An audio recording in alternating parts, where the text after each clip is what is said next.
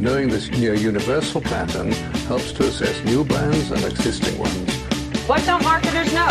Quite a lot. Marketers largely live in an anything-goes world where the latest fashion or fad drives an awful lot of practice. Segmentation is the recognition you can't serve everyone with equal satisfaction. This is the Zac Anesbury Show. Welcome! On today's podcast, we have Professor Johan Bruwer. Now, Johan's career is primarily built around being a research-intensive professor in the field of wine marketing.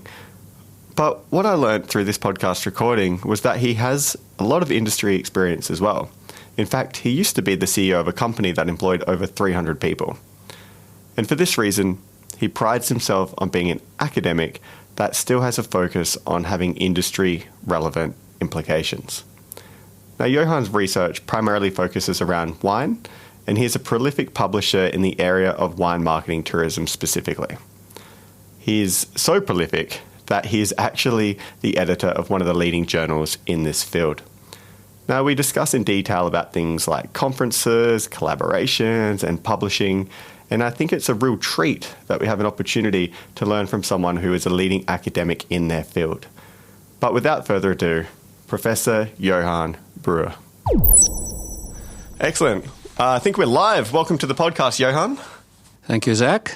So the audience wouldn't generally know much about you. Would you like to give us a bit of an overview as to who you are and a bit of your background?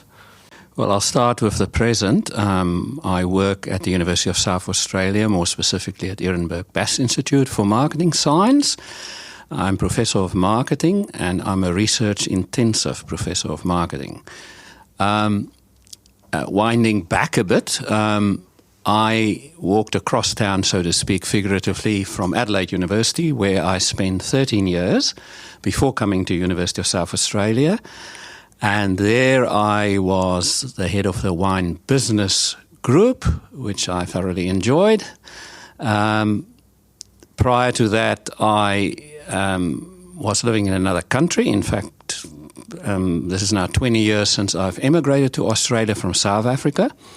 And in South Africa, I was associate director or head of department is probably more appropriate, of the business school of the University, Cape Peninsula University of Technology in South Africa. Prior to that, this is giving away my age, I'm afraid. Prior to that, I spent about 15 to 18 years in commerce. So what people don't know about me, I'm actually a blend of being an academic and a hard-nosed businessman. Yeah, I had no idea. And I was CEO of a company that employed about 300 people for a couple of years. I was also a management consultant for one of the biggest such businesses in the world, Ernst & Young Management Services. So I've got a very nice blend of as people who are not in academia always call it, the industry people say, the real world. So I have a very nice blend of the real world and academic experience. So that's basically who I am, just very briefly. Yeah, okay, so you mentioned a couple of real key things there that I think are pretty interesting. First off, you seem to have a research-intensive role. So some of the people who are listening would probably see, and this is the way exactly that my family see my role actually before I explained it to them, is, you work for a university, so you must be a lecturer, and therefore we spend all of our days and time in front of a lecture theatre packed full of students, and that's our job.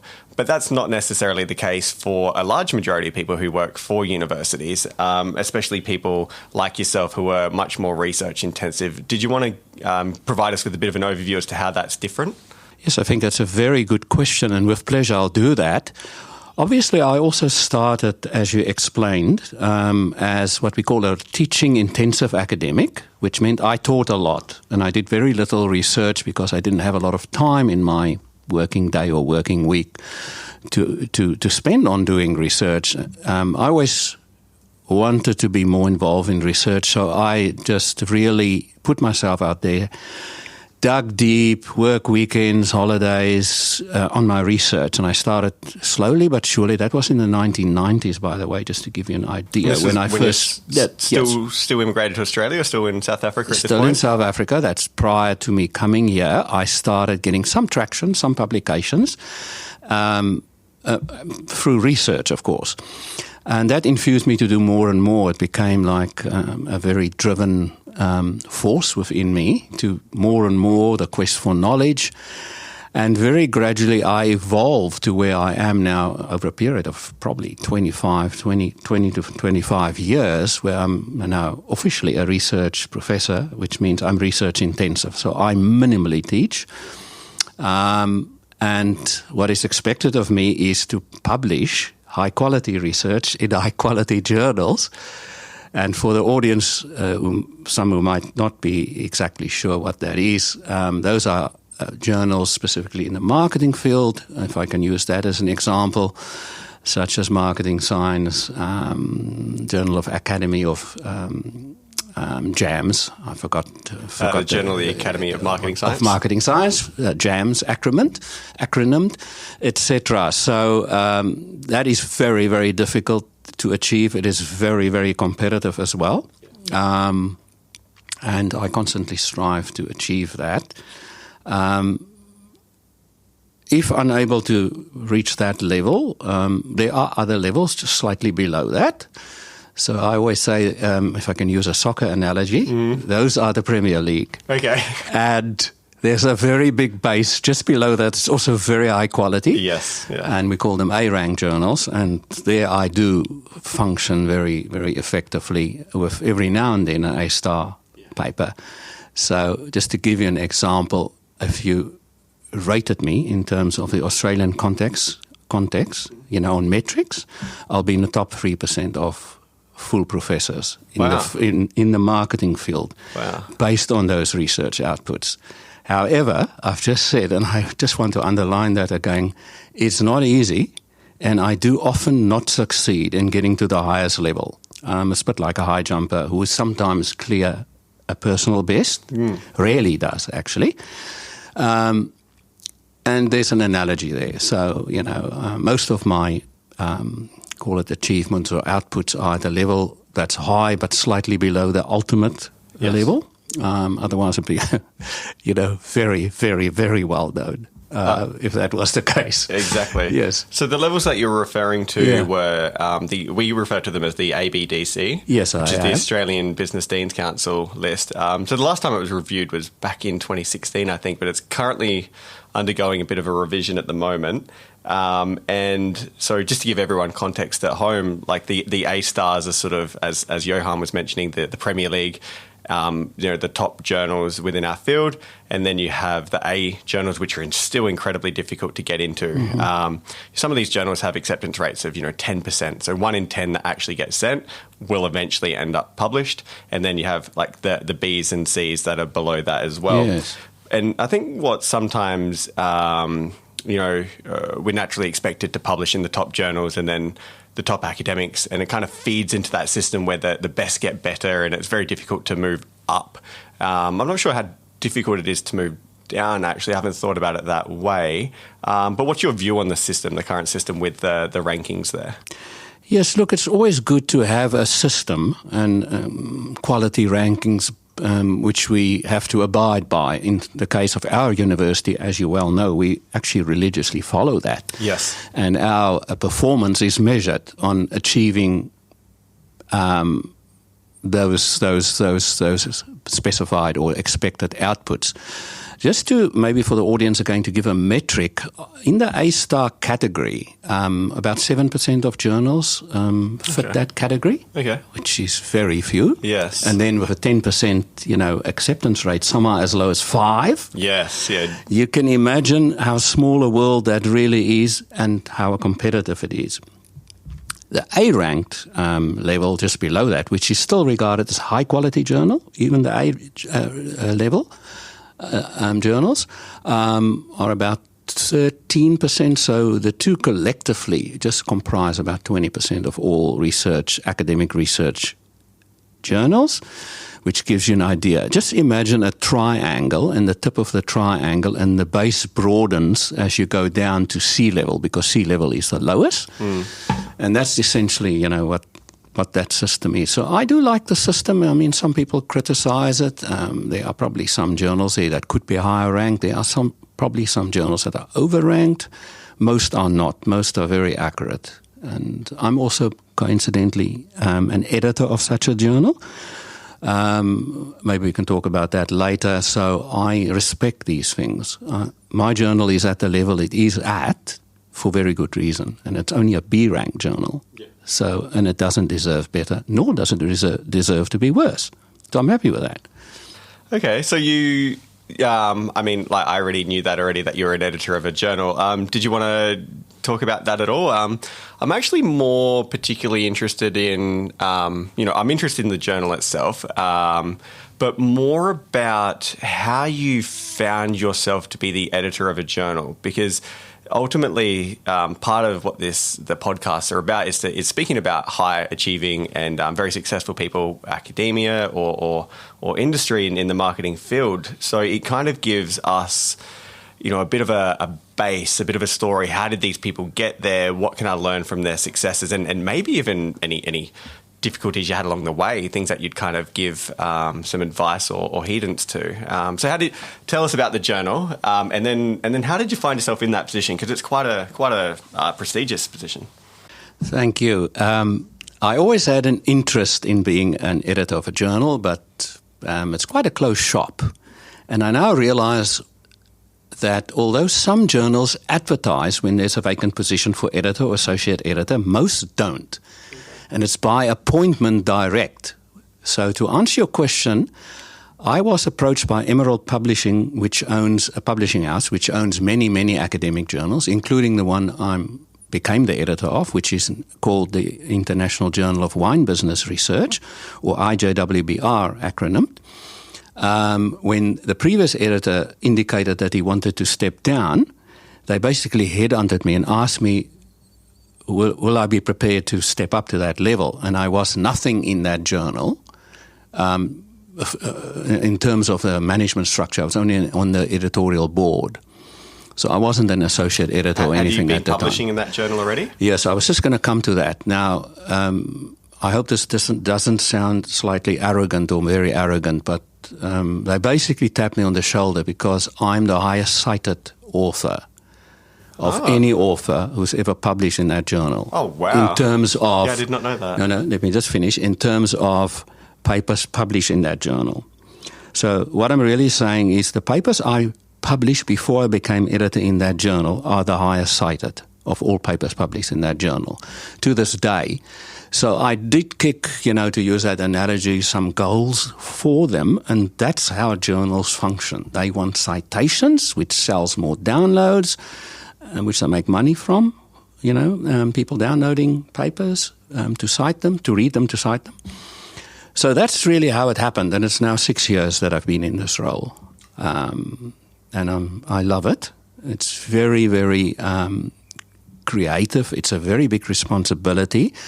It taps you on the shoulder integrity-wise all the time, that you have to be fair, that you need to sometimes make very unpopular decisions because sometimes you have reviewers who you select to review a paper. As an editor, you invite them to review the person's paper. They don't know who the author or authors are. I've, on more than one occasion, had to rescind reviews that were very severe on authors when, I basically have to override them and make an executive decision, which I rarely do, but I've had to do that, and it's not pleasant. Because the feedback was very overly critical? Or? Overly critical, or even personal, or because it's a small world, that I'm talking about. They guess who the author or authors might be, and, I have to step in and dissolve that situation, basically. It's very interesting you should say that, because, having published and going through the revision cycle at journals before, you submit an article, it gets sent out often to, most of the time it's two other blind peers who review your work, and you can wait a bit of time and you get the feedback. And sometimes the feedback doesn't seem quite fair or anything, but I've had a very positive experience recently, actually, where I had minimal feedback from 2 reviewers from a journal, and I was happy to incorporate it because it was good feedback. And then I could tell the 3rd reviewer really knew my field and really knew my discipline in terms of the methods. And so I'm now sort of debating them about sort of the nuances of these methods, and but I really liked that approach because it was very constructive and they were very supportive. And the paper now at the 3rd level of revision, despite it being a whole lot more work, is by far a better paper than it was at the beginning. And so I'm very thankful for the 3rd reviewer, because if it does manage to get out, which I'm hopeful it does, then I have that supportive reviewer to thank for that. And so that's sort of your role as the editor, is to filter between authors or researchers and the reviewing system, right? Or That's absolutely spot on, Zac. That's why when I became editor, I immediately made one change and later some others, but this change I, to this day, think is definitely the right thing that I've done. The journal's policy is to have double-blind peer review. That means 2 reviews. I said, no, I will use 3. And the reason, that was a common sense decision. It wasn't rocket science by any stretch of the imagination, is that if A says the paper is great, B says it's very poor, I need somebody to break the deadlock. That helps me from not having to step in personally too often, if you understand what I'm saying. So it's a bit like a jury. 2-4, 1 against means 2-4 is a majority. That doesn't mean that the person whose negative comments are minimalized or ignored or anything. It just helps me to make that very important decision when a paper, and most papers in my journal go through 2 revisions, by the way, some 3, but mostly 2, almost never only 1, whether we ask for a revision or just reject the paper. So once there is a revision, has been a revision called for, the chances of the paper getting published are very, very high, provided the authors follow the leads or the requests of the reviewers and the editor. Yeah, I've often found that getting past the first round of review is a good sign that, you have reviewers who are, and the editor as well, quite often are, they think the topic's important and therefore they're happy to sort of provide an external mentoring role, I suppose, to get you and that work out because it's good for them, it's good for their journal, it's good for, the scientific discipline, I suppose. That's absolutely right. Now, wearing my author hat for a change, because that's how I experience it. Otherwise, it's going to sound like I talk about myself as an editor all the time. So I have actually much more experience on the other side of the fence by being an author at receiving reviews and critiques and rejections often, and many acceptances too. I've, by the way, published 161 research journal articles to date. And I've not finished yet, fingers crossed, touch wood. But I must say that I totally agree with what you've just said. Some editors are so generous, so good, and the reviewers too, even if they reject the paper, you can see they've spent time on it. They give you advice where they think you should submit it next to which journal and what you should change and stuff like that. Others, though, are the exact opposite. I received a rejection, in fact, during this week, I think it was Tuesday or Monday, from a journal. I will not mention the name for professional reasons. And the editor felt fit to reject the paper based on one reviewer's remarks. There wasn't even 2 reviews, 1. Yeah. And that immediately is an issue. This is a quite highly ranked journal, so it should not use one reviewer. And upon reading what the reviewer said, the reviewer actually asked for many things to be changed. The reviewer never said, reject the paper. And the editor decided to reject the paper because I think he or she, let's just keep it general neutral, did not read the comments even properly. Okay. So that is the kind of thing you have to deal with in this game, unfortunately. So it's a bit of, half a dozen and half a dozen, and you just have to cope with this. But it does happen. Yeah, and I think that's why the system should be, minimal to, ideally 3 reviewers. And it seems like having another reviewer means, more to contend with. But I've actually found the review systems that have used 3 rather than 2 to be more favourable and more having the desired outcome, which is creation of better knowledge. That's just the only negative. I would say it's totally positive, overwhelmingly positive to have 3 versus 2 is to get 3. Yes. That is difficult because reviewers, just by the way, for the audience, I'll give you some metrics if I just rack my memory a little bit, that if I invited 10 people to review a paper, I'll probably get a 30% acceptance rate. 30. The other 7 would say, I don't have time, Wow. I don't want to, or they'll simply ignore me. So you can imagine, I've had cases where I have a paper, and to get 3 reviewers, I've had to ask, I think the highest I've ever asked was 21 people. Wow. And you can imagine the amount of effort and time that takes, because I have to go and look in the database for a person who matches this paper, Yeah. skills and knowledge-wise. And that is, tough. It's But not that's just what it takes. That's what it takes to be a good editor. Yeah, it's not just a pick someone out of a hat type of method. You're actually trying to find someone who maybe knows the method or knows the literature or is well published in the area, or maybe a bright up-and-comer. Or do you aim for reviewers that have a different level of experience? Do you aim for someone who is, like a research fellow, like a level that I'm kind of at, and then mix it up with someone who's, much more senior, like a professor at your level? Do you try to... Yes, I know this is slightly a minefield, what you've just asked me. Yes, the answer is yes. I am very aware, most often I'm aware of, who the person is. It's not difficult if the person is unknown to me to know in my field that this person is a PhD student or a very junior researcher, and I really take this very seriously. I regard myself as a good mentor of younger academic staff, even not only my own, I'm talking about all over. So I always say I help you to get published. So I'm not going to send the paper off to people who will absolutely destroy it and the person's confidence, etc., etc. There are ways to do it. So I try and get a good balance between the reviewers, such as, yes, the top class, world well-known professor in the field versus people who are, probably middle of the road. Also, it's of course field-specific. People who are experts in certain fields are sometimes rare. There are only a few of them, and sometimes there are a lot of them. Yeah. Yes. I'll cite an example in our field, consumer behavior. If I'm just looking broadly in consumer behavior, I'll have hundreds in my system. We, by the way, have 2,000 reviewers in our system. Even for a small journal, that's very good. And there would be hundreds in consumer behavior. If I go into digital marketing, for example, or climate change, I have a problem. Yeah. Because immediately there only be a few dozen, if that.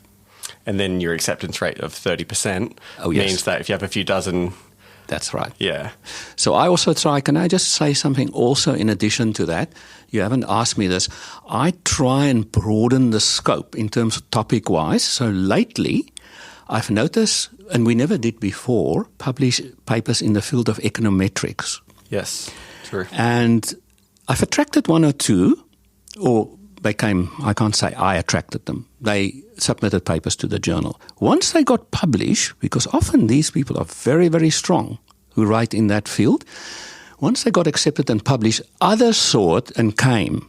And it's not an avalanche or anything, but more and more of these are happening. I'm now having that in climate change. I'm even having that in gender issues. Wow. In the wine industry, because somebody submitted a paper, it was a very good paper, we published and others saw it and followed the lead.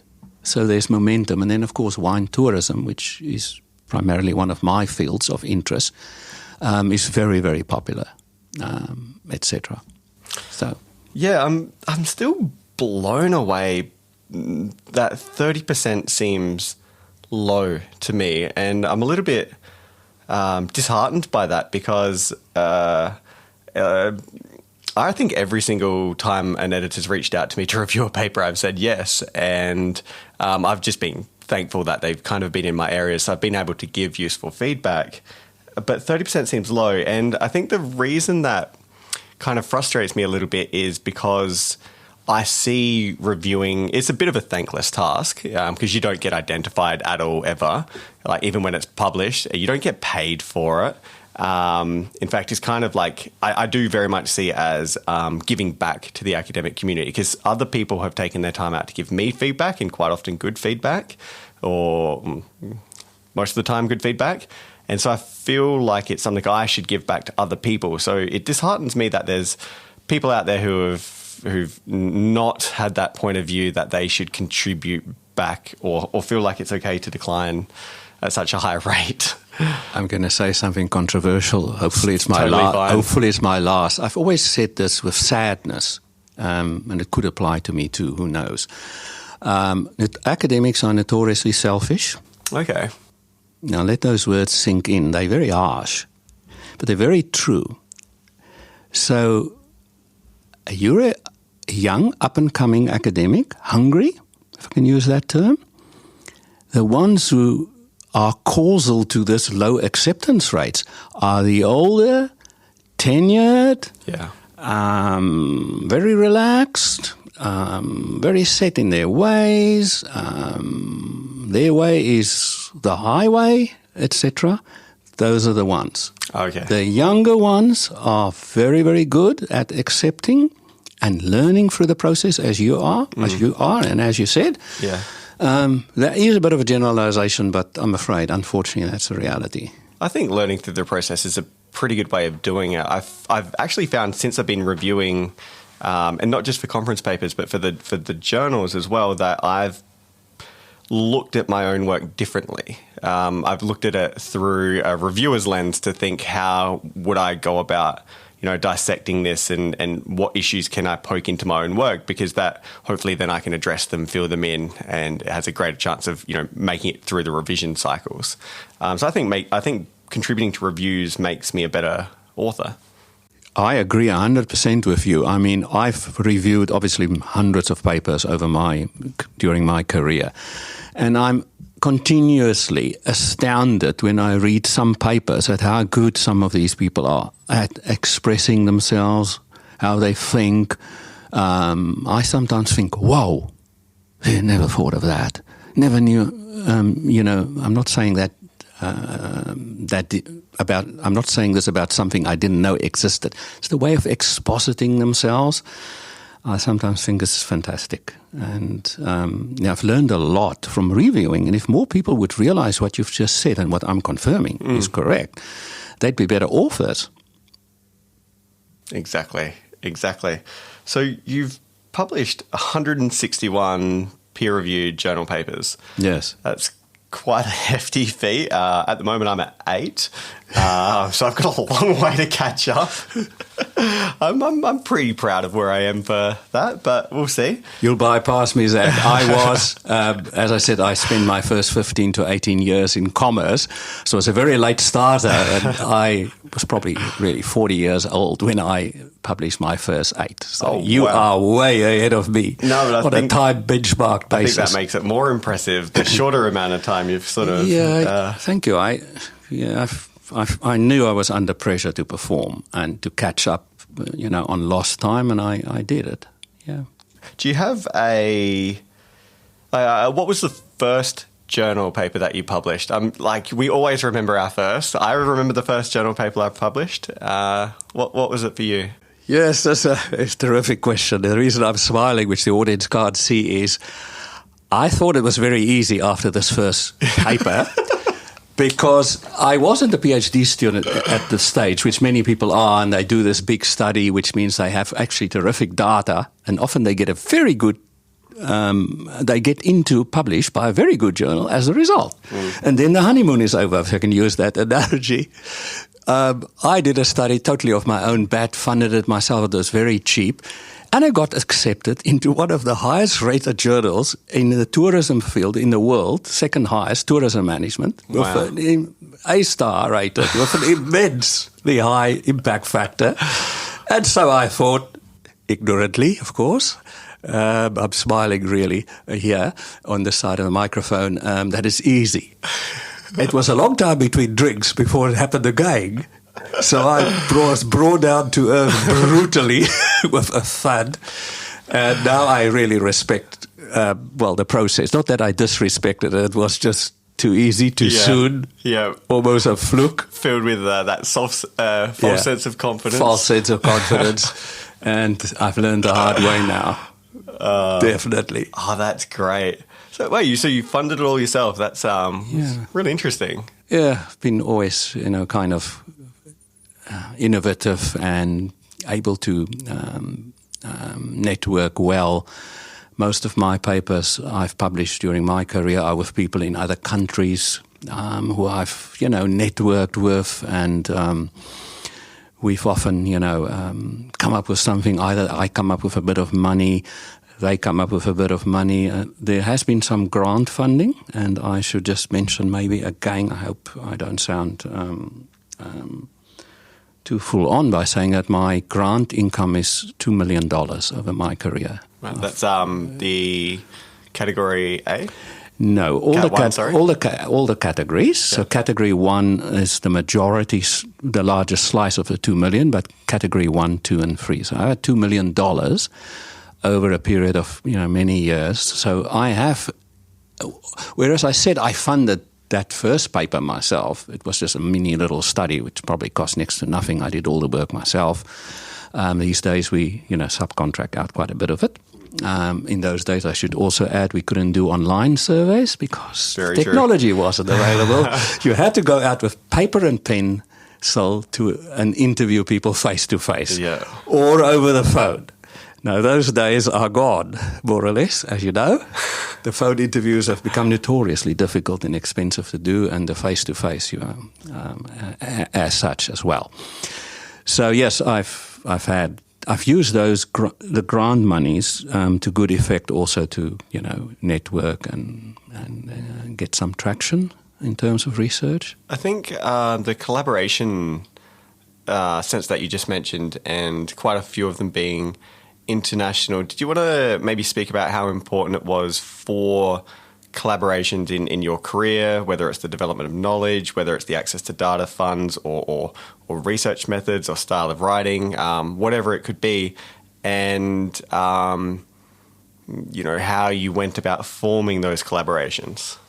Yes, that is probably, there can't be a better question in publishing sense than that, because these days, again, just observationally and as an editor, I receive and I read, I'm talking about in other journals, the publications there, almost no papers are sole authored anymore. Yeah.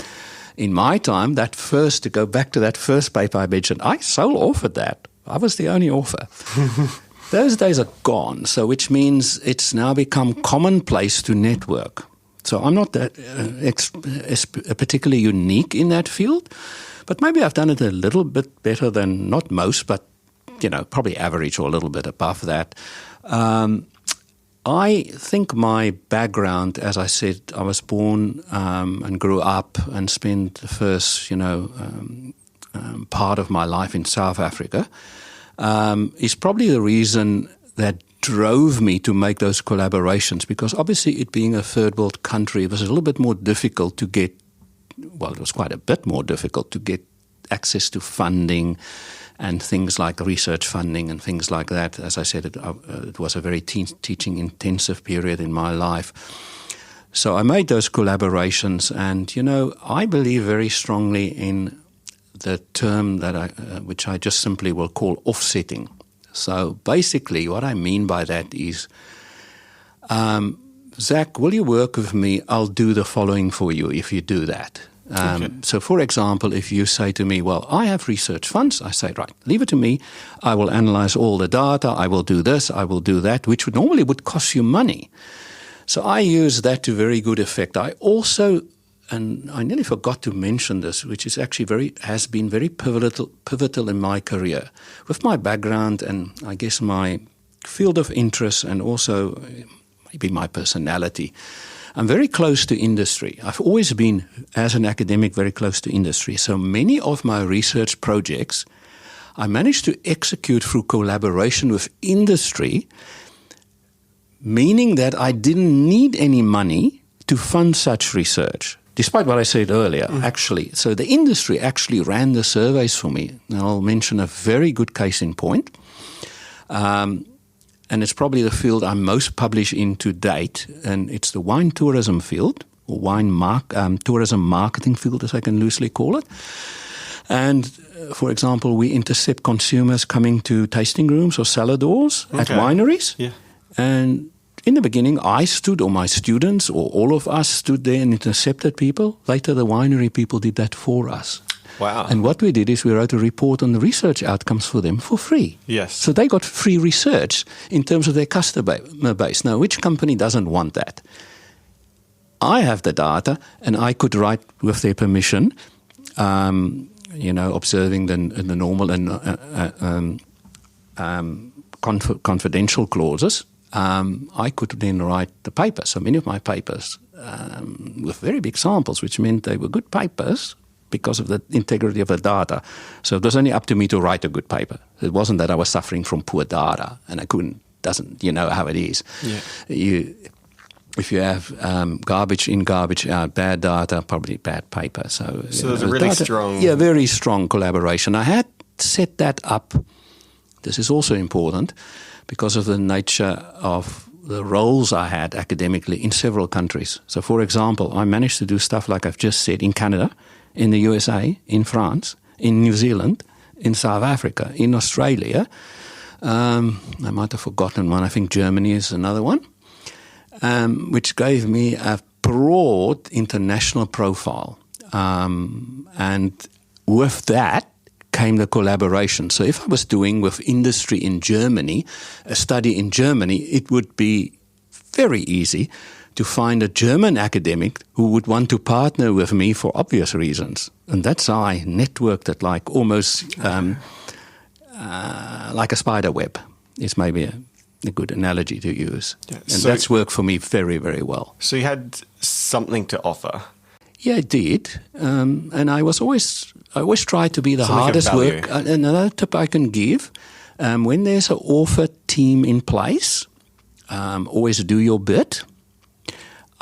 Most of my papers, and this is something I've tried to maintain to this day, I try to be the leading author, which means I lead the project. That doesn't mean I sit back and somebody else does the work. I do most of the work. I say this with a smile and a bit of sadness, both of them, at the same time, that I've seen several examples in my life, and then, of course, I don't publish with the person again once I've learned the person is this way, where person A is the leading author, which is important for various reasons, important, and I'm number 4 or 5 on the list in the pecking order, and I end up doing most of the work. Now, of course, will not be happy about that. Don't blame you. That's why I don't treat people that way when I'm the leading author. So I do most of the work. I behave like a leader should. And hopefully that also helps people, grow an affinity in terms of working with me, because being professional, being hardworking, being very productive, being very fair and leading and not being afraid to roll up my sleeves and do the hard work, I think that is a good mix.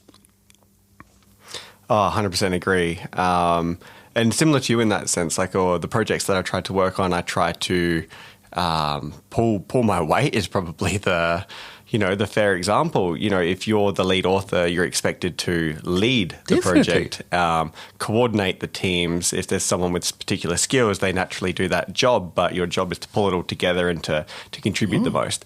So you did mention that being the lead author is it's a prestigious position to be on a paper. But did you want to explain to everyone why that is actually the case? There are a couple of reasons. Ego is one of them. No, all jokes aside.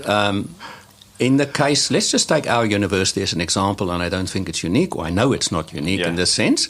So leadership is, as you go up the academic ladder, as you get to more and more senior positions, such as associate professor, full professor, you are expected to display leadership. Now, to be the leading author of a journal article published in a leading journal unquestionably shows research leadership. Yeah. So It's more a very objective. very You can point to it, independently verified. Universities love it. yes, independently verified, anonymously reviewed, blah blah blah. All of those things are in place. So I think that is very, very important. Can you just ask me the second part of the question again? And then the question was along the lines of it's such a prestigious thing to be the first author on a paper for various reasons. And you mentioned that one of them is that the university, Yes. They value journals Yes. and then they want you to show research leadership via Yes. with the promotions, especially as you go up. I mean, I can just add a more specific point about the promotions is that if you want to go from what we call here level C, senior lecturer to associate professor, and you don't have papers in accredited journals that you've been the leading author of, you won't be promoted. Yes. End of story. And some people don't understand that because they publish in very high-ranked journals and they author number 7 on the pecking order, and Yeah. that's not good enough. Yeah. So I mentioned a minute or two ago the ego side. I say that tongue-in-cheek. It's not really. It's a bit harsh a statement to say it's ego-driven. But as you may know, most journals denote multiple authorship by using only the last name of the first author Yes. and et al. Yes. So it'll be Ainsbury et al. It won't be Ainsbury, Smith, Jones, and whoever else. And the other 20 authors. Yes, no. Don't get me wrong, those authors, of course, do get the citation credits. Yes. But when people read the paper, all they see is Ainsbury et al. And they really have to go and look at the back in the reference list, which is sometimes a very long, very busy page, or pages actually, to see who else is involved. And that also helps you to network and for people to know you and approach you, because somebody would read your paper and think, who's Ainsbury? I must get hold of him. Yes. Not the person who's number 7, unless there's a compelling reason that the person is from the same country or the same university or the same city or something like that. Why would they do that? They ask for you. Yes, because you would see, and the way I view it is when you're reading a journal and you see citations, and you're completely right, you see the first author's surname and then the et al, and then obviously the year that it was That's right. published. And so you associate the sentence that you've read before it and the work that it's associated with that author's name. Like the memory link has been that concept and that discovery with that author's name. So if you see them at a conference, if you see an interview from them, you're going to associate those two things together. You don't necessarily even know who the other authors were, and they might have had some contribution to it, which is why I think it is very important to value the integrity of that position, and that if you are the lead author, that should be your body of work and not just taking a bit of a mantle, maybe unearned position. You're absolutely spot on. I'll just add one thing in a negative sense. It is known, regrettably, in our field that some PhD supervisors take their students' work, they put their name down as a primary author. Their university system allows it, and I think that's dead wrong to do that. It's actually dishonest because it doesn't reflect what you've just said.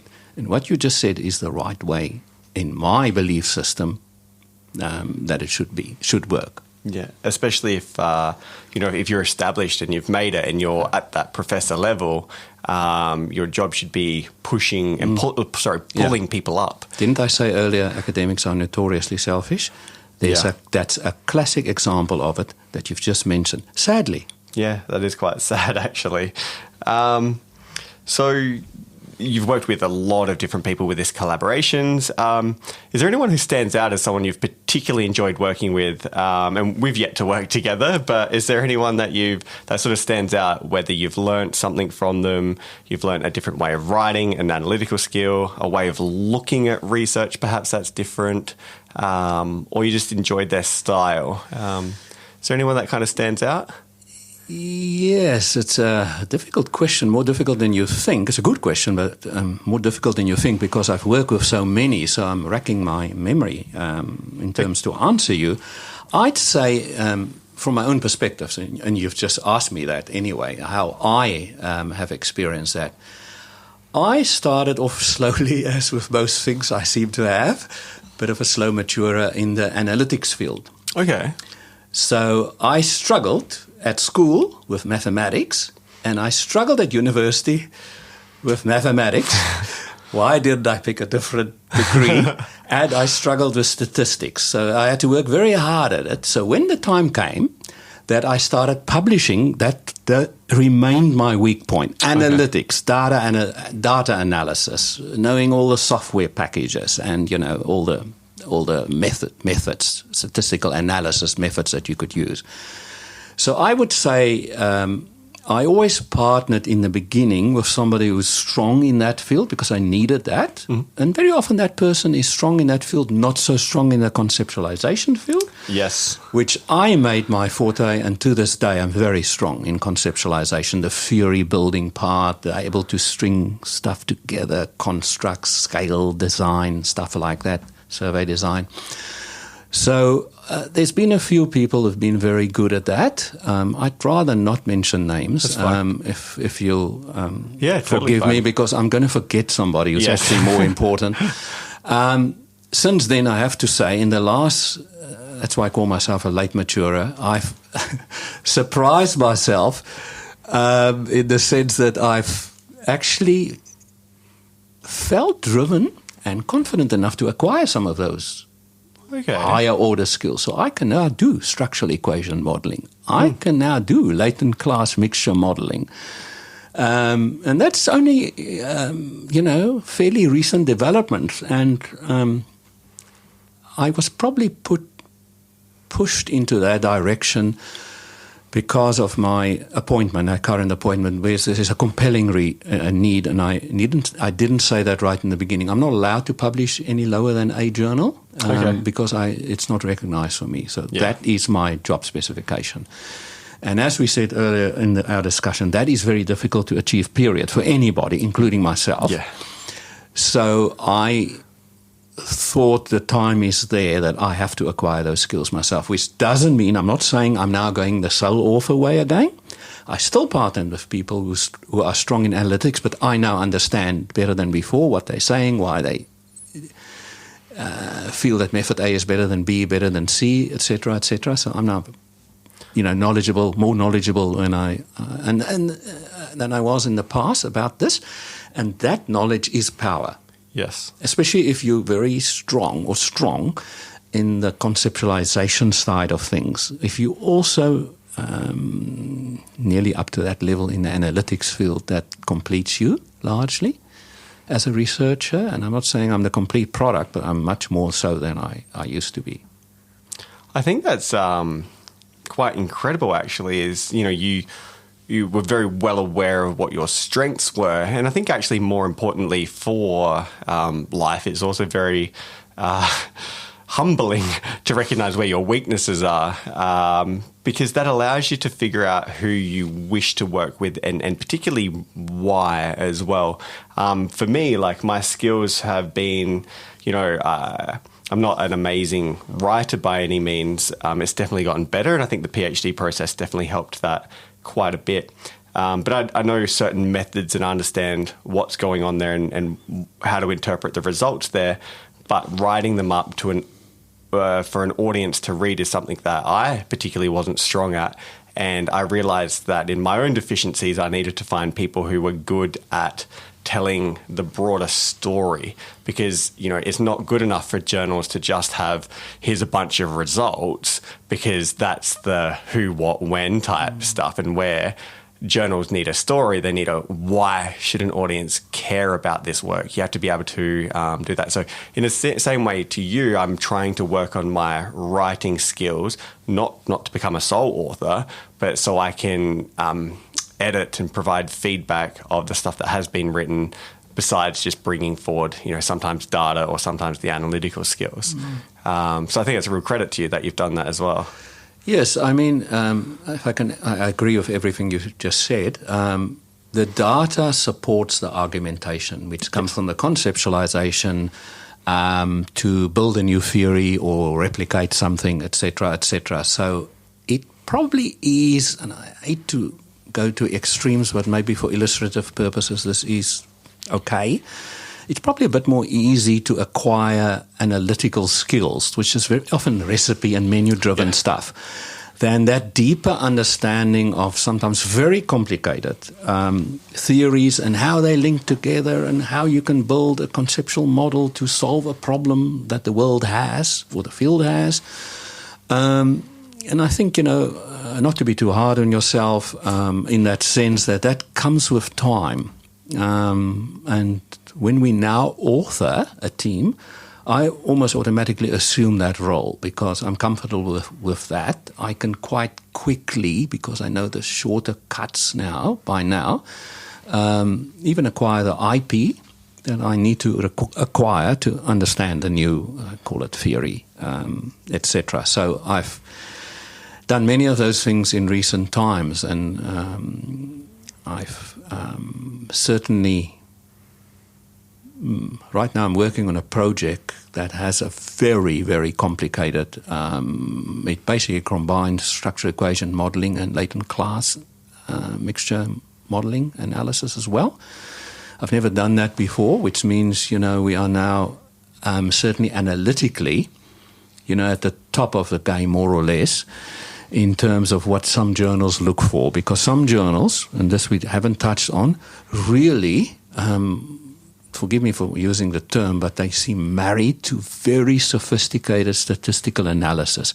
And even if your paper is conceptually sound, your theoretical arguing, etc., your critical analysis of other people's works and why your research is necessary is of top-notch, but your data analysis isn't sophisticated or I even say sexy. They're not going to accept your paper. And I think that's not good, but that's how it is. So that compelled me to actually take that step, into those quite sophisticated things, which I always thought was not quite necessary, but they are now for me. I can see why, actually. So we, just building on the collaboration theme that we were talking about. Being quite self-reflective, realizing what we bring to the table, or especially if you realized what you had brought to the table and what your deficiencies were, and you used to be more the analytical side of things.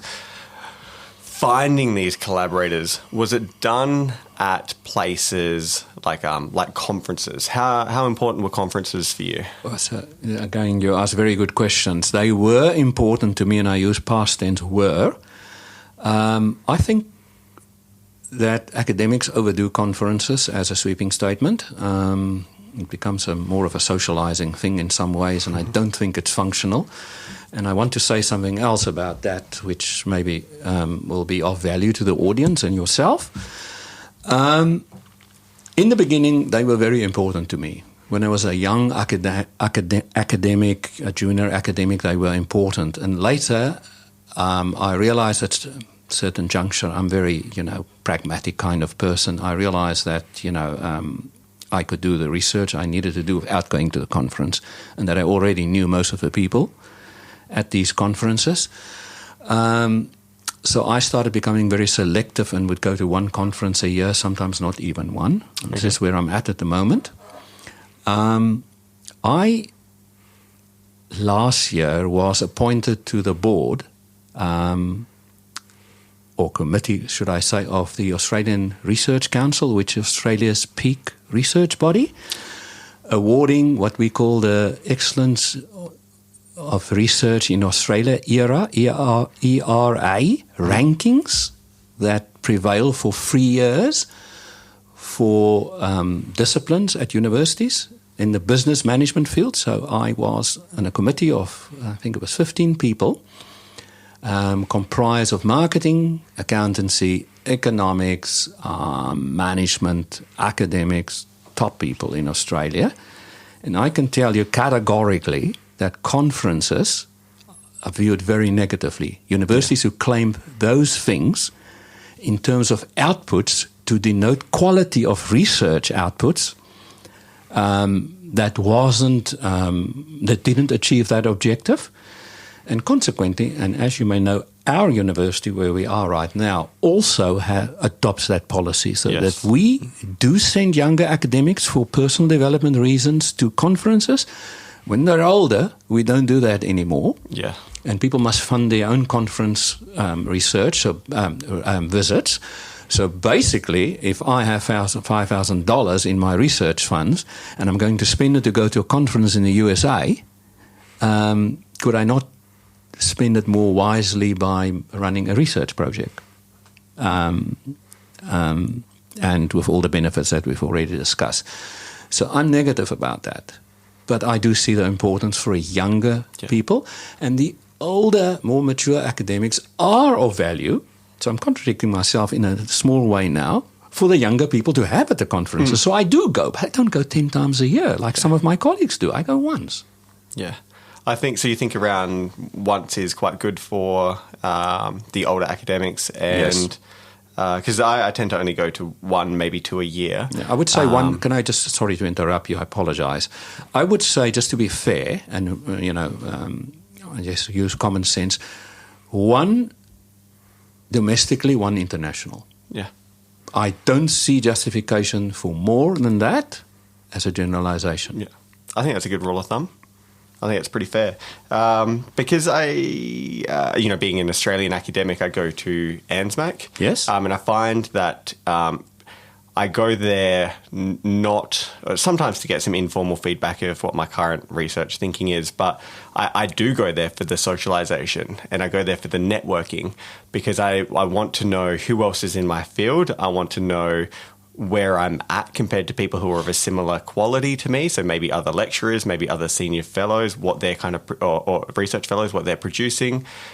And I actually kind of go there thinking, who do I think are going to be the leaders in their field for the future, the 5-10 years from now? Because these people could end up being, on the editorial boards, they could end up being the journal editors, they could end up being heads of school or departments throughout Australia. And the more wider base that I'll have would then expose me to different knowledge, different ways of thinking. So I agree with you. I go to a limited amount of them and I use them quite strategically to understand who's in the field and somewhat the topics. But I go there very much to meet people. I think that's excellent. I remember your first conference at ANZMAC because I also attended it, and I know you're a very modest person, Zac, but I want to say this on record, how good you were in terms of your presentation, how professional it was, how interesting it was, how smack on time you finished,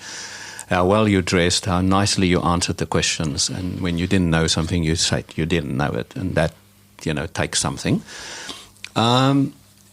You mentioned something just now, which I think I should add. What also makes me go to conferences, and this is of value to people, is some conferences have meet the editor sessions. Yes, you're right. And that is valuable. There is no doubt about that. I forgot about that. That's a really good point. Yes. And sometimes I go just to meet the editors when I know the editors are going to be there of journals I'm interested in and would like to, talk to them face to face. And sometimes I'm on the panel. I'm invited as an editor to speak about my journal, and I take that very seriously. I think that's a responsibility I have, and I do go to those conferences, and I, openly share the knowledge I'm sharing here and more about specifically my journal and how to get published in it. I think we owe that to people. Yeah, I think that's a really good point. I forgot about just how, I think I've been to 2 meet the editor sessions, and it's really interesting. The ones I've been to have sort of had 5-6 editors sometimes, and they all get about 5 minutes to speak about their journal. They say how the reviewing process works, the average reviewing time, which acceptance is acceptance rate, all of those things that are really important to people who are looking to publish from them or within them. I've actually found them very valuable. So I'm glad you remembered that because I completely forgot. Yes. Besides ANZMAC, and I've been to a social marketing conference before. I think it was called the International Social Marketing Conference. It was held in Singapore last year, and I think the next one is held in Brisbane at the end of this year, which I'm not sure if I'll go to because there might be a clash with ANZMAC or something, who knows. But apart from ANZMAC, the second conference, I've had advice before that it should be something, because ANZMAC's quite broad. It brings everyone together. It's quite a large conference. But the advice I've had is that the second conference you should go to is more specific to either the methods you look at or the area. So social marketing being an area, or for you it might be like a wine area, or for someone like Jung, it's a very very methods and statistical type conference. Would you have the same advice for people? Yeah, I would say so. Definitely. There's certainly merit in that and advantages to be had. And it's, again, if it's fit for purpose, it's fit for purpose.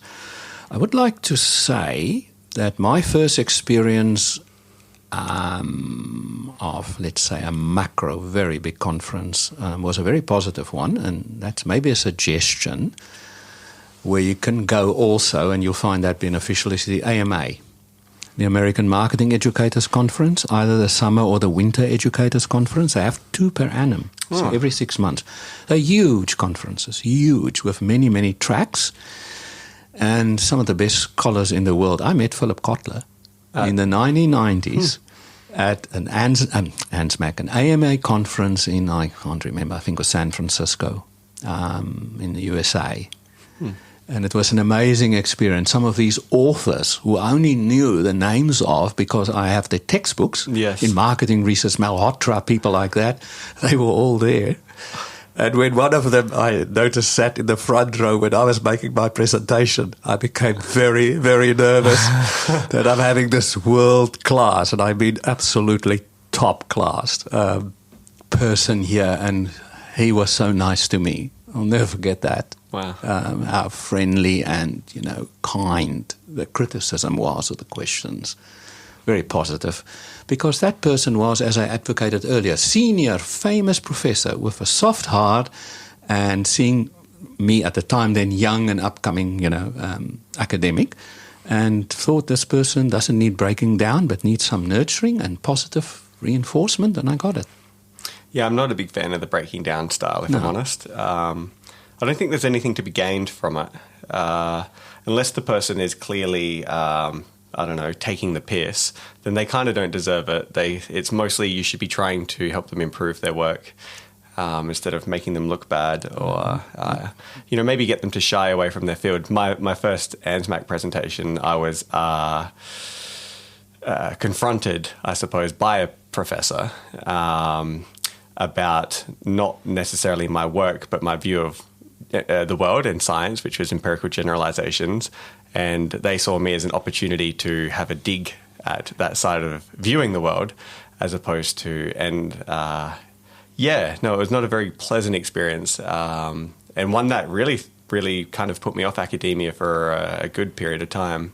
And it made me think, well, this isn't really a field for me. Like, I understand criticism and I'm fine with criticism as long as it's helping me move forward, as opposed to just, I'm going to disagree with your point of view and shut you down. So that was I had that opposite experience with my first conference paper presentation to you did. Yes.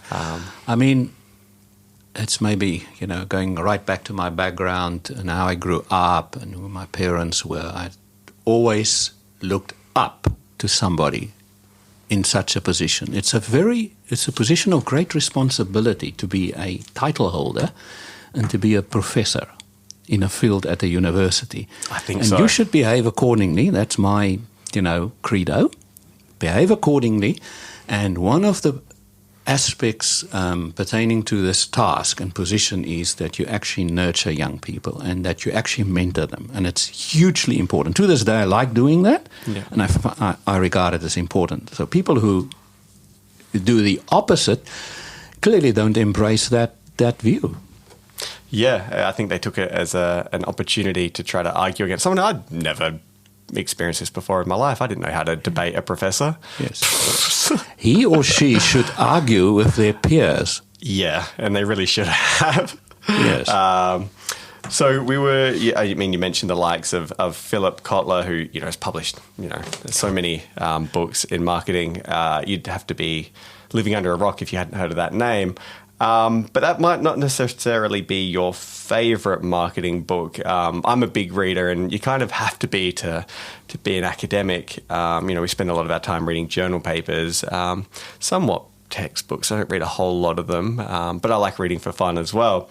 So is there a book specifically related to marketing or something that would help with our view of the world that you think would be worthwhile people who are listening to go out and purchase or borrow from a library or something? Oh, you're doing free advertising here now, aren't you?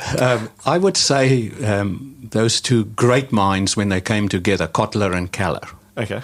Is my favorite book. And we actually use it as a textbook for marketing management students for quite a long time. So that is right up there. What? I can't remember the title of the book, but it could be marketing management, period. Marketing management. Something like that, yeah.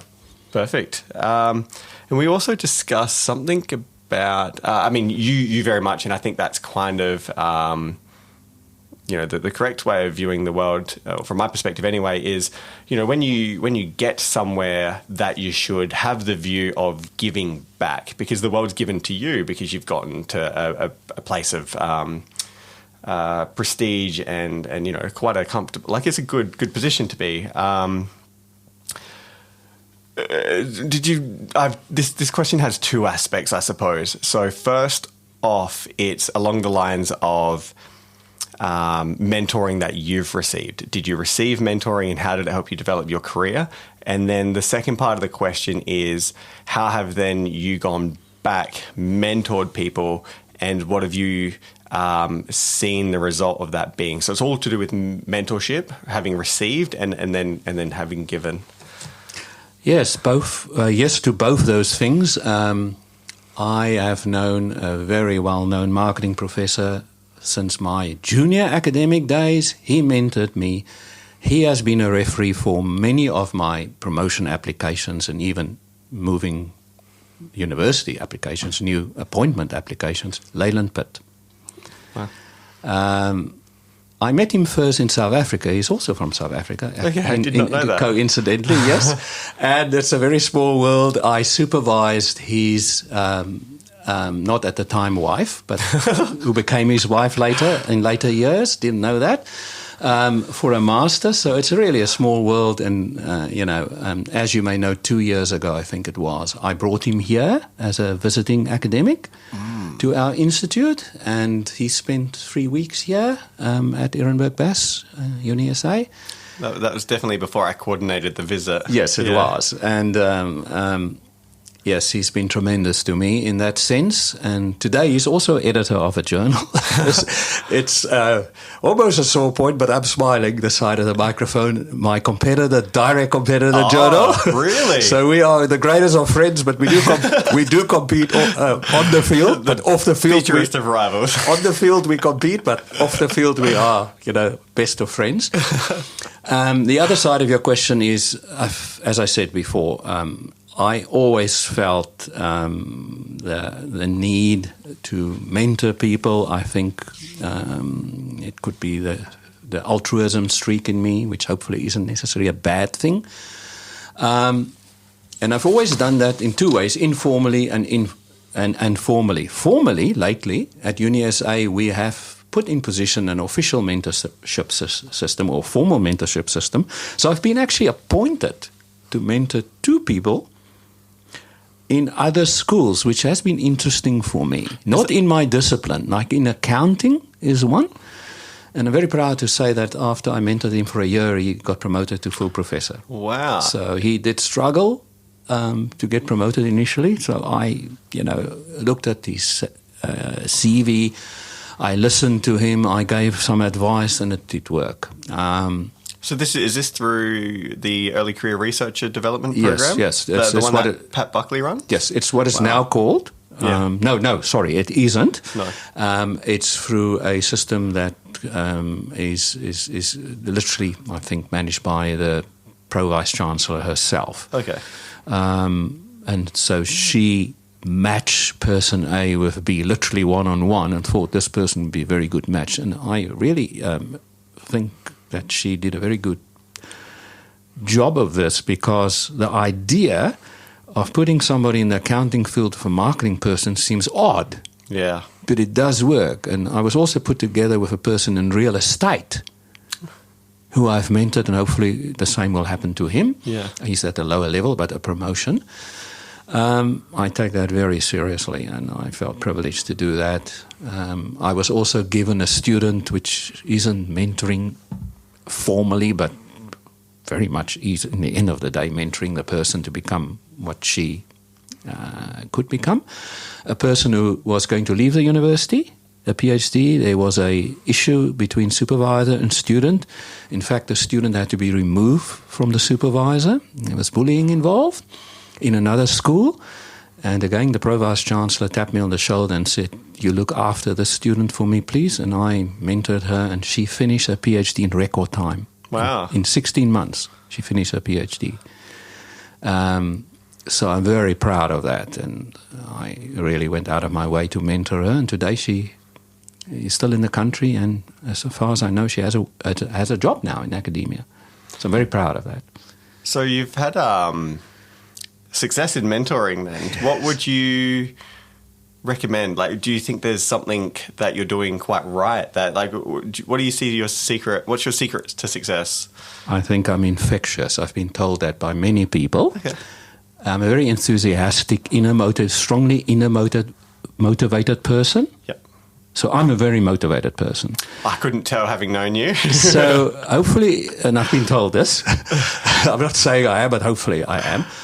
It's infectious. So, that confidence, and you can do it. Just try harder, don't give up. Those words are not, try harder is in my vocabulary, give up is not in my vocabulary. So I believe, the more I practice, the better. The more you practice, the better you get. Which famous words Gary Player, the golf champion, once said, when people said, "Aren't you very lucky you won another golf major?" And he said, "You know what? I just practice harder than other people. I'm not very gifted or very clever in the case of an academic. Just work harder." And I'll never forget, maybe I'm getting a bit carried away, but the president, or the equivalent here would be the vice chancellor of my previous university in South Africa, said once to my boss, "You know why Johan is so productive as a researcher? I think the saying applies to him. While his companion slept quietly onwards through the night, he toiled onwards through the night." And the bottom line is, just worked harder. Yeah. Not smarter, not nothing, just work harder. Yeah. And if you do that often, you get better and better and better at it. And so that's really how I manage that. And I think that's really the difference between, or how I see the key difference between luck and fortune. Like, some people might say, "Oh, you're lucky to have this." Whereas sometimes I think it's fortunate to do that, because luck implies no effort on the person, to me anyway. Yeah. Whereas fortune, it means things have gone your way, but there's a hell of a lot of effort that goes towards getting it there. Yeah, what people only see is that moment of, achievement. They think, "Oh, luck," or that good shot, if we're talking golf or baseball or whatever. Seriously. What goes behind it, as you've just said, people sometimes totally, ignore. Hours and hours. The tears sometimes, the frustration, the beating the fists against the wall, figuratively speaking. Yes. And it comes down to hard work. Hard work. I do thoroughly believe that hard work will beat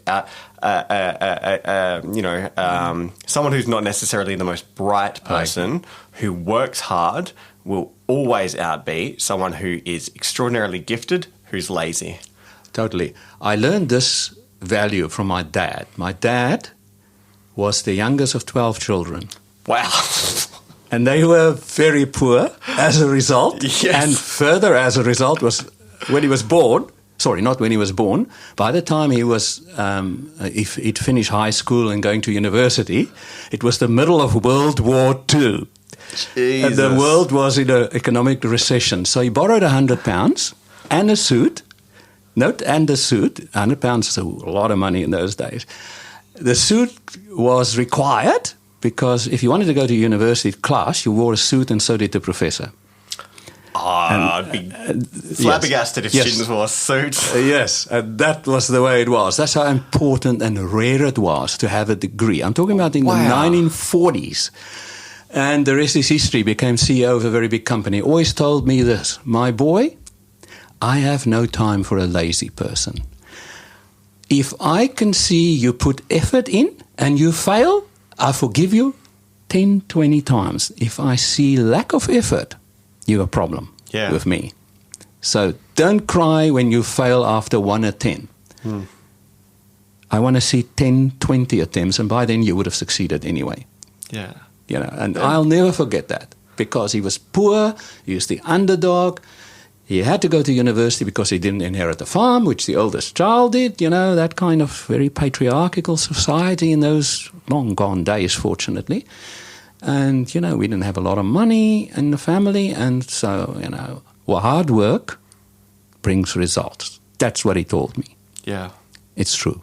To this day, where the world is very different and lots of things are easier, hard work brings results. Still brings results. I think it means more even now because we're such a, you know, the world's smaller and smaller. I can speak to someone instantly on the other side of the world. Yes, and we benchmark. People are much more benchmarked. There's far more competition in everything than they were in the past. So it's getting more and more difficult to excel. So you just have to try harder and harder and harder. Yeah. Even so, I should be a sporting coach. I'm so sorry. If I could have a second life, I'm going to be a sporting coach because I love sport. You haven't asked me this question, and I think I'll be very good at that. Yeah, one day. Why not? There's still time. There's still plenty of time. Who knows? We've got actually because you know I've been to so the ANZMAC conference that we were talking about earlier. I actually found when I was a PhD student, the doctoral colloquiums to be incredibly useful. They are. And one of the things that, you know, these professors like Mark Uncles that I look up to and Sharon Rundle-Teely, for example, they were quite, you know, straightforward in presenting to us saying that, you know, it's difficult to get into or to get into academia to start with, but I think you could broaden it to anything, to get into a good position and to rise up once you're in it. And they were saying that if they had applied for the jobs, because they're naturally on the selection panels of interview committees to get jobs and stuff like that with them, or for people to start their career, that at the same point that they're seeing people, you know, coming out of their PhDs, them versus the current, that there's no way they would get this job. That they would be outbeaten by the current PhD students at this current time because the expectations have gotten so high, the number of people who are completing them are getting higher, and therefore the benchmark keeps rising. And yeah, I thought that was quite. I mean, I still do value their work. I wouldn't be where I am without their work, and have a lot of admiration for them. I think where I'm getting at is it shows that a need to work even harder. There's more people, it's more competitive, and we're all more benchmarked against each other. Yes, and the world moves faster. People are ready to step up at a younger age. So that's definitely the case. I'm an example of that.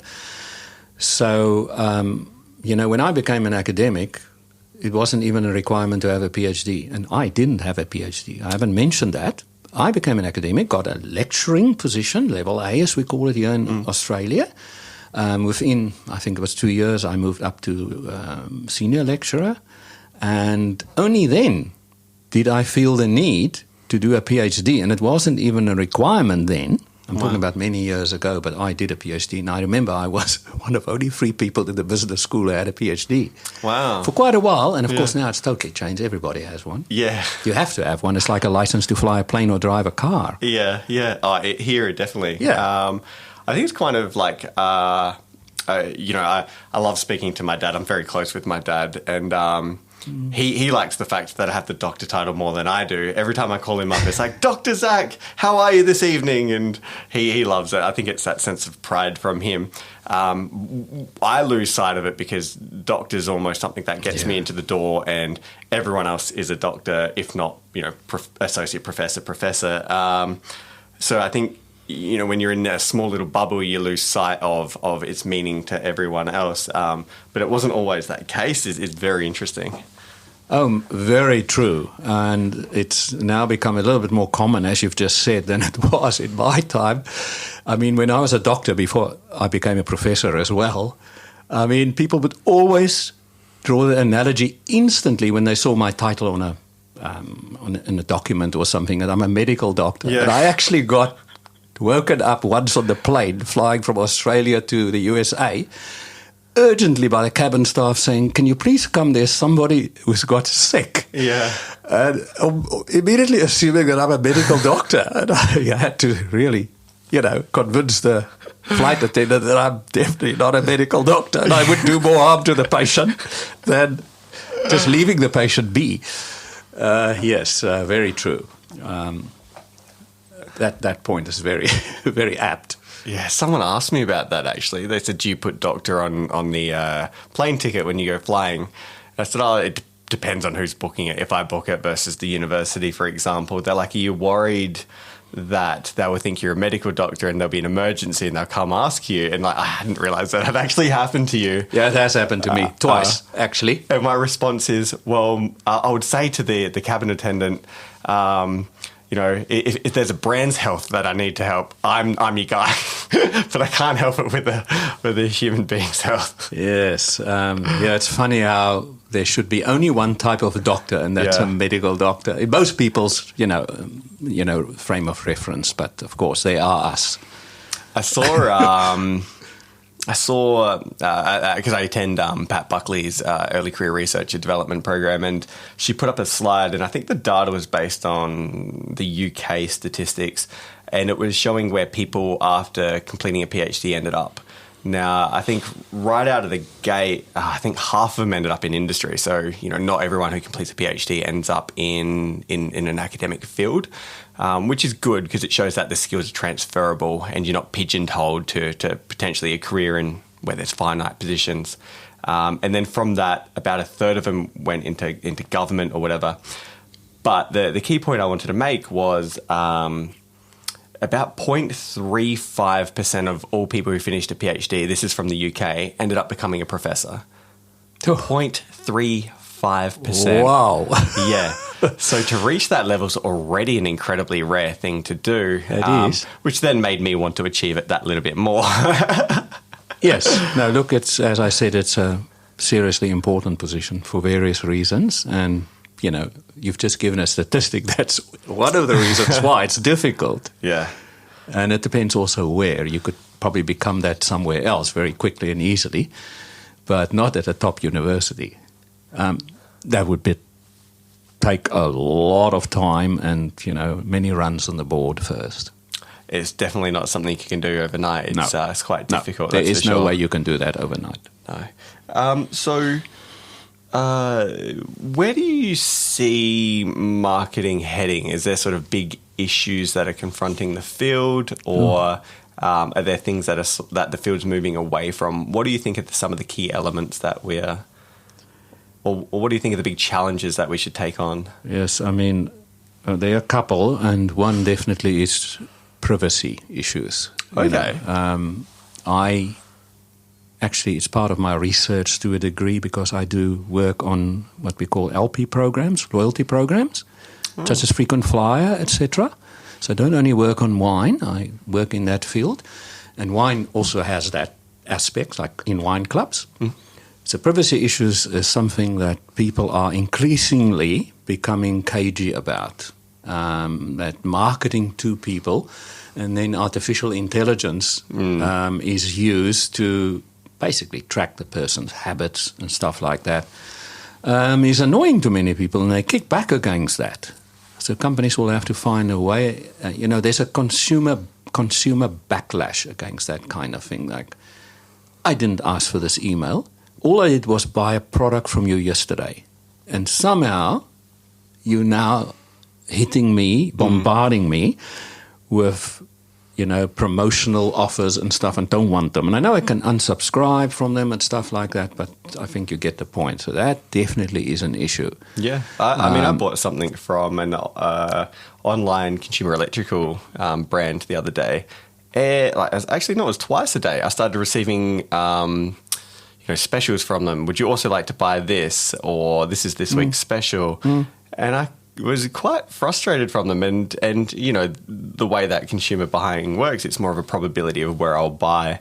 And that definitely decreased my chance of revisiting them. But maybe it increases for some other people. I was quite frustrated. It's possible. I mean, I'm the kind of person, you're sounding a lot like me. I'm kind of angry, annoyed about this. Yeah. I don't think, it's right. And company seems to be doing that increasingly. They're upping the ante all the time. So that's definitely one thing, how they're going to conduct themselves. And as you know, overlaying that is a lot of talk that government should actually step in. Yeah. In the case of the Facebook scenario and Twitter and so on, there's been a lot of bad publicity in terms of what I've just mentioned. Anyway, let's leave that there. I think I've made the point. The other thing is, of course, shortening product life cycles.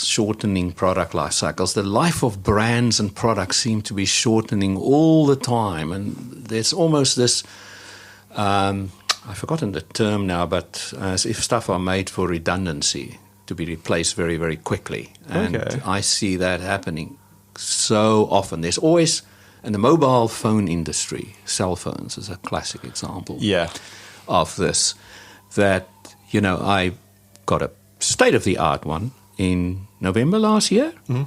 The latest version is out, and I'm being bombarded with offer after offer to change my current phone, which is brand new, it's only 6-7 months old, for this.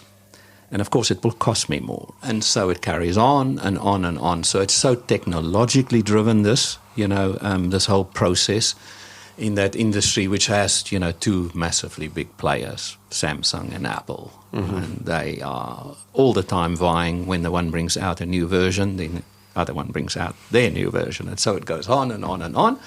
And now, as a result, the phone has become very expensive. I don't know whether you've noticed that. Very, very expensive. Very expensive, yeah. That's one of the reasons I haven't upgraded, actually. Well, that's right. And then, of course, the mobile phone, the mobile service providers, such as Telstra, etc., trying to cope with that. Yeah. They try all kinds of deals to keep you, with them as customers. So it's very difficult because that cost rises.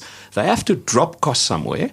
I'm a shareholder in one of those companies, so I know what I'm talking about when I say, they've been hurt financially by this scenario, which they don't control, but it's part and parcel of the business they operate in. Yeah, so direct input. That's very, very difficult. The other thing is, I have to mention this because it's becoming more and more above the line, more and more talked about and visible, is, of course, online trading. And I'm not talking about advertising only now, which we mentioned earlier, and promotions. I'm talking about the Amazon scenarios, where, Aldi, etc., where even groceries are increasingly sold online, and retailers, bricks and mortar retailers, are struggling. Now, most big bricks and mortar retailers also branch out into the online space because they have to. Yes. Because of what I've just said. It's kind of, you have to do it.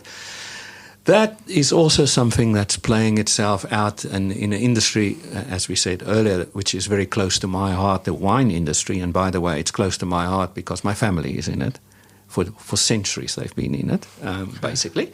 But that's another story. If you like, I can embroider later. But most wineries, for example, in Australia and in most countries in the world are small, which means they can only, survive is a strong word, but make the best profits they can, optimize their profits by selling direct to consumer. So there we go. There again is that, route to market scenario in this case of finding the customer, getting the customer to come to your business. If you're not selling online, like in our case, the salad or the tasting room, and when they're there, trying to lock them into a loyalty club and or sell the product, wine and or food, direct to them at that opportune moment and build the brand image and make it unforgettable. Yes. Gee, that is a mouthful. So that is like, I always say, you have that 30-minute, 40-minute that people will be at this venue to make them fall in love with you. If you don't succeed, you never will. They're not gonna. It's not gonna happen easily otherwise. Yeah. So that puts tremendous marketing pressure on the business to achieve that, and increasing their operating in this space because they make far more profits when they sell direct to consumer than through the traditional channels, the long channel, such as wholesaler, retailer, consumer.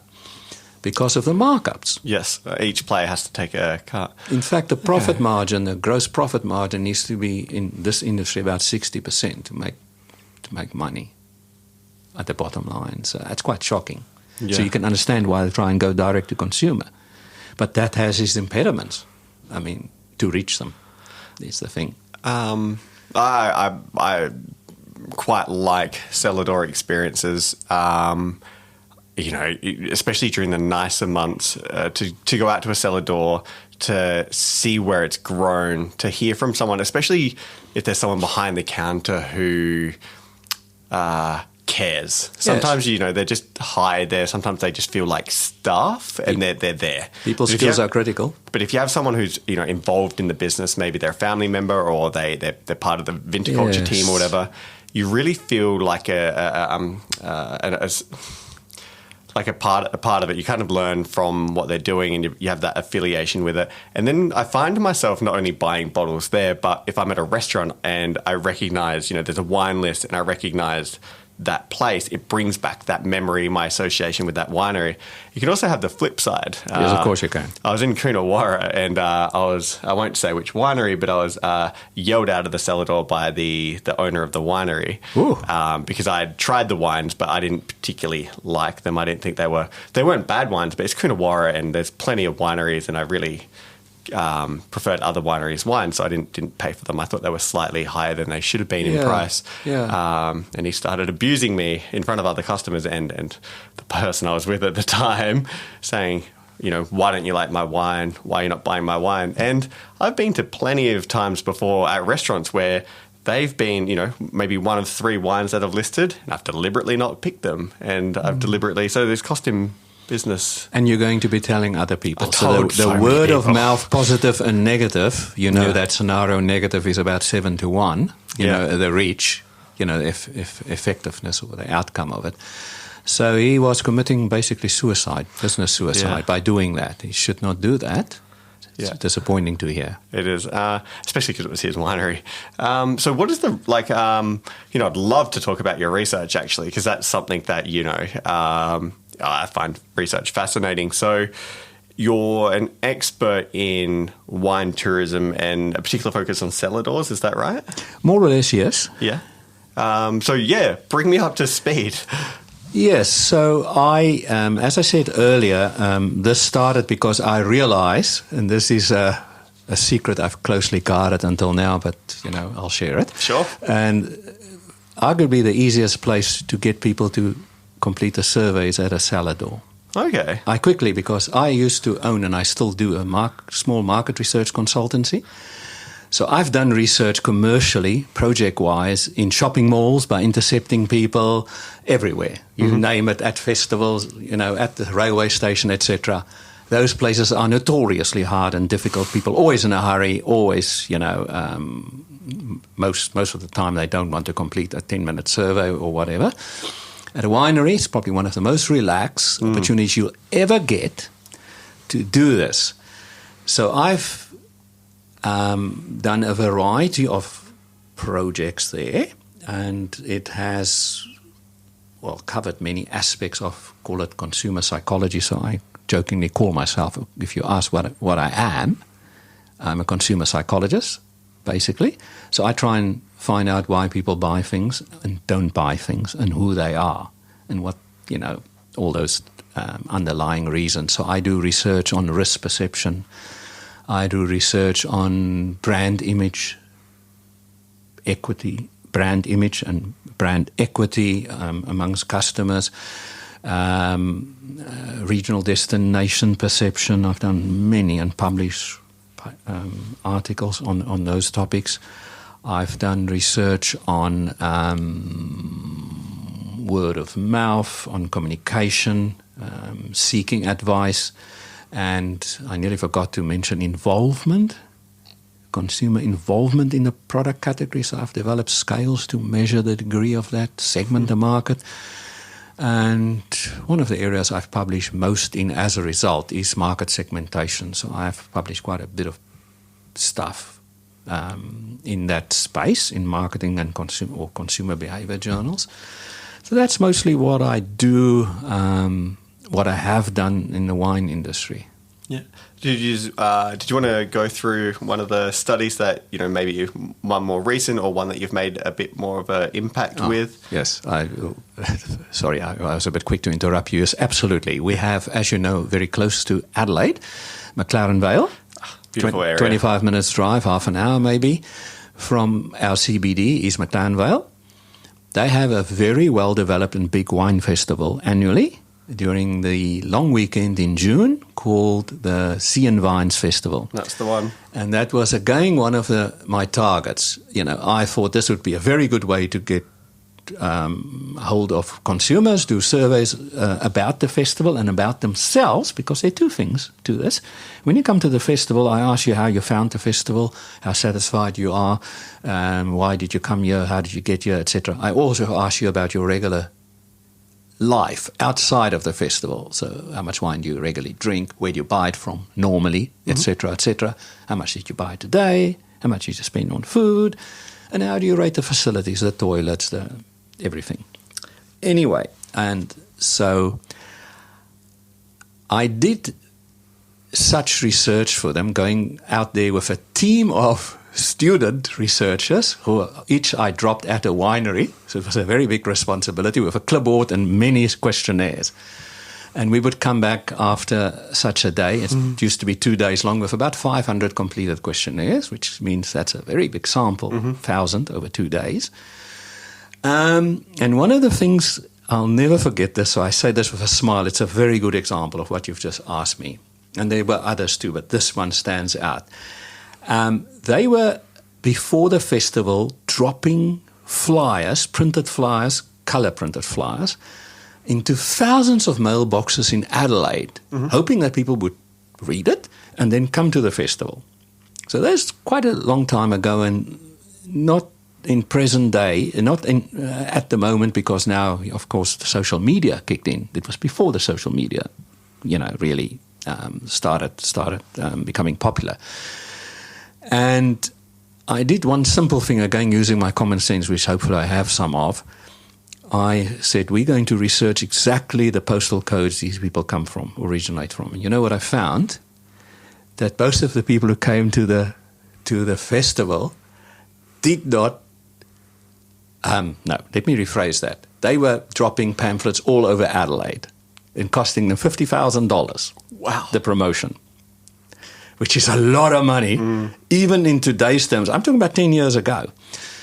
And I said, you know what? The people who actually came are from the following suburbs.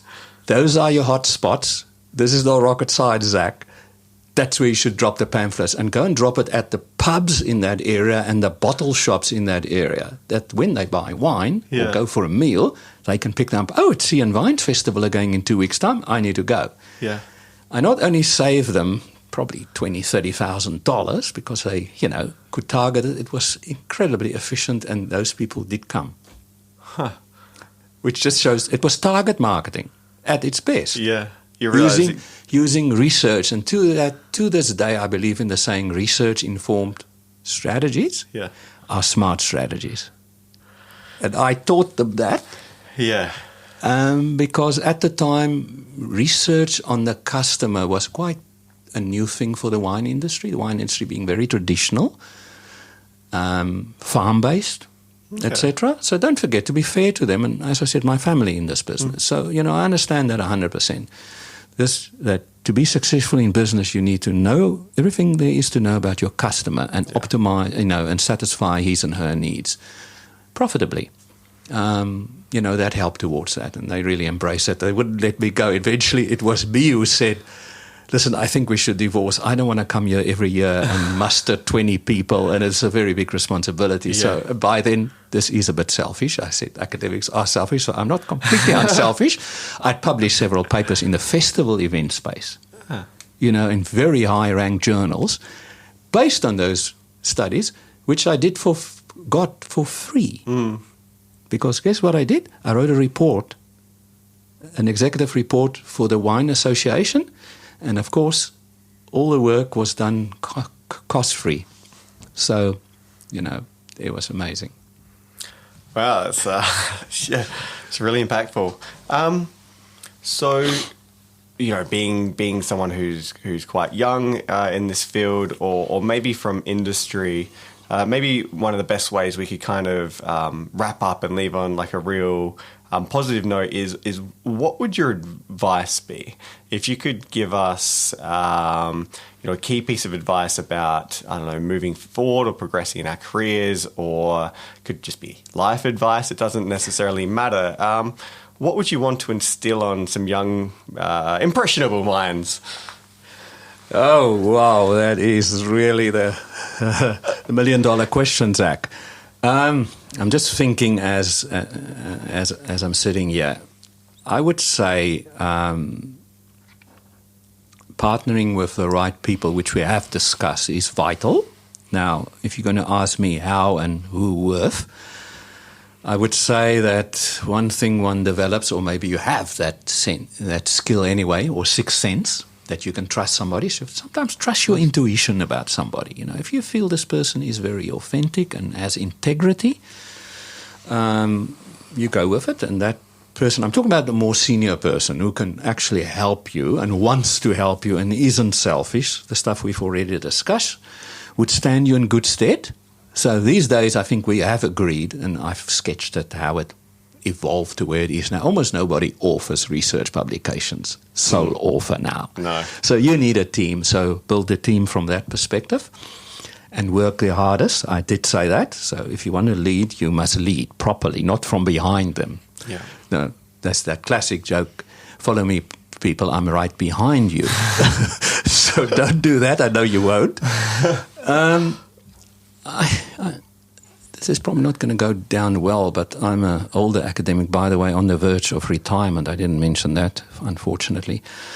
It strikes me these days, and I do have sympathy because of the world we live in, that people seem to be in a crazy hurry to move ahead. And I think this is probably going to fall on deaf ears. Whoever hears this and who is young and upcoming is taken maybe a breath and a bit slowly. Rome wasn't built in one day, and academia is not a fast-tracking business. I know of very, very few exceptions of people who made it to the top in a heck of a hurry. It seems to be a case of that you have to prove yourself measurably and clearly by producing quality outputs. And we haven't spoken much about teaching. Teaching is an avenue. I mean, we've been talking research, and I will say this, though, and it is harsh again, people remember you for your research. I'm talking about the legacy you leave, because your publication will be there forever to be cited or ignored if it's poor, if it's not worth citing. Teaching is what you'll achieve there, and you're probably very good at this, I know you are, in fact, is to inspire people, and you make an indelible impression on them. I can't tell you how many students still maintain contact with me, past students, and they say, you know what, you said this and this, and it meant so much to me. And, I'm now working in the family business, still remember stuff you said 10 years ago. And I think, wow, it really makes me feel good. So teaching is important, but, as you evolve as a researcher, which you will, you'll evolve more as a researcher from this point in time than you will as a teacher. I'm generalizing, I think that's pretty much definite. that you're already a good teacher and you're very knowledgeable. In research, you've got a long way to go. So, again, good teachers are very often good researchers because they can dig deep. It's always stood me in good stead. The armory that I have at my disposal, this multi-industry and faceted experience base that I have, that I've actually been a CEO of a company. So I actually know what CEOs do, decisions they must make. Yeah. And when I say to students, you know what, when you're given a task in the real world, if I could use that term again, that you must provide a report tomorrow morning, or you say to your boss, sorry, I can't do that. You're going to find out the hard way that's how that world works. You're going to have to do it. Whether you like it or not, or you'll be out, or you'll be minimalized, in the business. If you retain your job, you're definitely going to have black mark against you. So I think, that's vitally important to get that balance right. Really, really wise words, Johan. You did mention, we haven't spoken about teaching or a lot about your industry links, but that just means that there's always time for the next podcast with you. Yes. we can have one totally on my industry links because I'm very, very close to industry and it's very important to me. Might not be to every academic, but certainly to me, it is vitally important. Well, I very much look forward to having you back then. I'll take that as an informal yes. It is an informal yes. Thank you very much for listening to me. I hope some of it will be of some use to someone, somewhere. Excellent. Thanks again, Johan. Thank you. Hey guys, it's Zac Anesbury here with just a couple of quick reminders. If you've enjoyed today's podcast, then make sure you subscribe so you never miss an episode. There are plenty more interviews to come with some of the world's leading marketing academics and practitioners. You do not want to miss these. In the meantime, if you're looking for another way to connect, then follow me on Twitter at Zac Anesbury. That is ZACANESBURY for my take on the marketing issues of the day.